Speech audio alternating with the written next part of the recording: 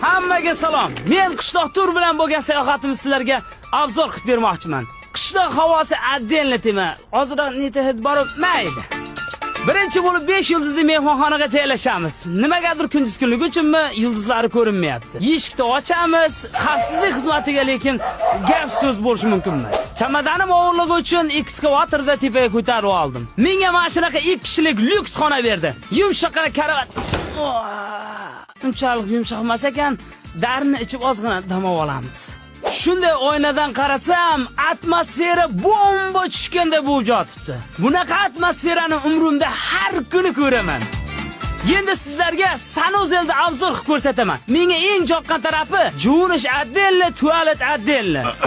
Odam bor ekan. Qishloqda bunaqa holat ko'p bo'ladi. Aytsam ishonmaysizlar, har kuni ertalab To'rvanindan Montgo'shaga yotvermasdan. firma xodimi xushmuomalalik bilan uyg'otadi. Kiyimlarini almashtir. Ishti qilyapti.